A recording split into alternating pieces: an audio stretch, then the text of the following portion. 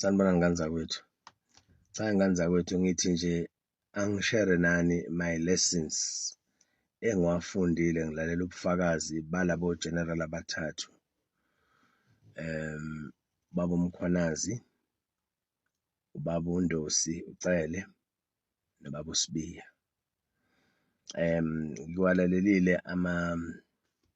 izethulo zabo kwi-Rep Committee. Ngalalela nemibuzo ebibuzwa ama-parliamentarians, eminye bijabulisa, eminye iveza ukuthi kubaluleke kangakanani ukuziprepare nokuthi experience is very very important. Kuneminye imibuzo ebibuzwa uzwe ukuthi yabo lo muntu yena ufundile kodwa uyageja, experience akanayo kule mibuzo ayibuzayo, ngoba you cannot be excellent kuma-questions akho ubuza into ongayazi. I would have expected ukuthi ama-parliamentarians, they would have gone through the constitution, they would have gone through the Criminal Procedure Act, babheke izihloko ezithinta o-provincial commissioner, ama-national commissioner, workings between the province and the national. Zonke lezo zinto mabebuza imibuzo basebenzise i-constitution to ask ama-questions, but I was let down there. But be that as it may, angincoma ubaba uNkwalenkosi usivezele ngokusobala ukuthi kungani kubalulekile ukuthi sifunde. Ubaba uNkwalenkosi une-experience asefieldini, namanje akakusabi ukuya efieldini. As an executive that he is, he's still not scared ukuya efieldini ayosebenza. Ngeke ngambona ejumpa kwi-helicopter ngabona ukuthi ayinsizwa le. Mawumbeka e-boardroom kwi-executive decisions, akakusabi futhi ukuthatha ama-decisions, very decisive. Decision uyayithatha ayimele, which is outstanding ngaye kwabaningi abanye o-generals. Uyayithatha i-decision lo yababa, ayimele ayidefende. Isikole uyile esikoleni and uyamuzwa mekhuluma ukuthi akahlukani nomthetho. Umthetho ne-Criminal Procedure Act iBhayibheli lakhe lazonke izinsuku alala ngalo navuka ngalo. Lapho usivezele ubuchwepheshe bomuntu emsebenzini wakhe aphinde afunde, akwenza ubone ukuthi yazi lo muntu mawumbekela umsebenzi wakhe angeke umthole ndawo, noma ungamfuna kanjani angeke umthole. Aphinde ngaphezulu a-add integrity. Lokho abathi yini oyenzayo when no one sees you. uMkhwanazi simbona singamboni usivezela ukuthi wenza into right. So abantu abafana noMkhwanazi abanama-personalities anje baningi kubantu abamnyama, and they suffered i-fate yokuthi banganikezwa ama-opportunities, i-style of leadership from uhulumeni wethu kuya kuma-senior management position. Ababathande abantu abane-experience nabayimelayo into yabo. Bathanda abantu engathi ba-weak, abangakhulumi kakhulu, abavuma zonke. Ibona abantu that tend to be promoted, which in the end ezinye zezinto ezisibekela isikhona njenge-country. Hhayi ukuthi nje silimale lapha kwi-cadre deployment kuphela, even ey'nkampanini ikakhulu zikahulumeni, i-system ye-cadre deployment yokuthi kukhushulwa abantu abangenalo ulwazi kahle olugcwele, abangatrainwanga banikezwe i-support yokuthi bakhule kahle bagcwale, kube yibona aba-in charge. Because umuntu mase in charge ufuna ukufila phela ukuthi i-position yami ngilingana naye, abese sebenzisa i-bullying ukuthi azi-elevate ukulingana ne-position yokuba u-national commissioner okanye uba u-provincial commissioner. Ningifile, feel me, touch me, feel me kind of situation. So uMkhwanazi uvuthwe ngale ndlela ukuthi akakusebenzeli ukuba ugeneral. Ubugeneral ibona obusebenzela yena, because he achieved everything that he needed in life. Uke washo wathi ayikho into ayidingayo asashoda ngayo. It would be unfortunate ukuthi upresident abone ukuthi isidingo sikaMkhwanazi asikho ku-National Commission.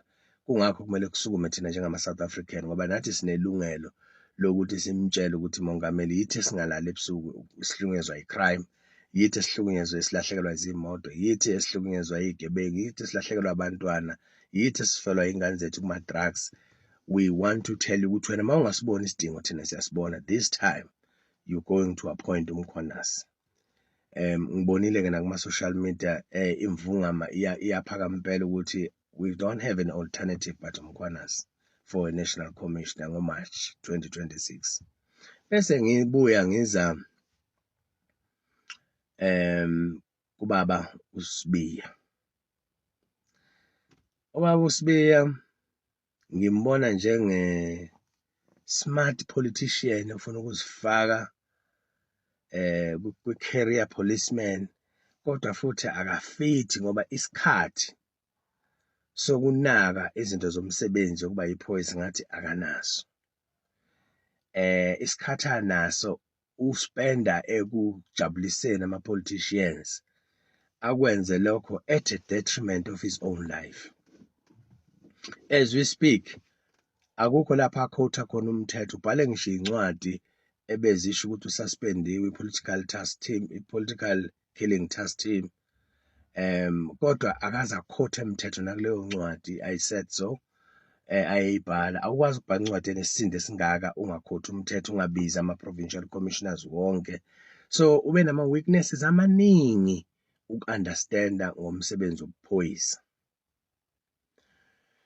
owenza ukuthi uthi mawulalela inkulumo kaMkhwanazi ukuthi athi isigebengu nephoyisa kuhambisana, ubone ukuthi mayezithula ubufakazi bakhe kuyavela ukuthi hayi, yena indoda yayingelona iphoyisa, kodwa waba endaweni e-right ngesikhathi esi-right. Wayithola esegamanxe. I-integrity yakhe ayimvumeli ukuthi abe yiphoyisa. I-personality yakhe, i-touch nabantu, akakwazi ukusefa umuntu ekumele ahambe naye engamelanga ahambe naye. Unjengekhwane, uyalala uma kuney'khukhula, uyavuka mase kuphela ilokhuzana ahambe nalowo osevuka ngaleso sikhathi. So kusho ukuthi nje ubuphoyisa bukaze bube kuyena, bephoqa ngenkani. Kwawukuthi uhlele endaweni e-right kwi-space esi-right, uyakwazi ukuthi amanipulate izinto ayithole sewugeneral. Ebese siza uNdosi.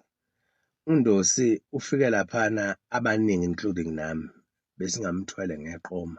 A lot has been said ngoNdosi. Uthi uNdosi mina ngangimthanda Minister of Transport and Public Safety KwaZulu Natal. Ngangimthwele ngeqoma ezoba u-National Commissioner. Ngajabula ukuthi azafike lapho. Ubesebenza uNdosi egijima namaphoyisa phansi, kanti unele military experience yomkhondo wesizwe from i-training yabe se-underground, njengoba besho laphana me-testify. So I loved his passion for umsebenzi.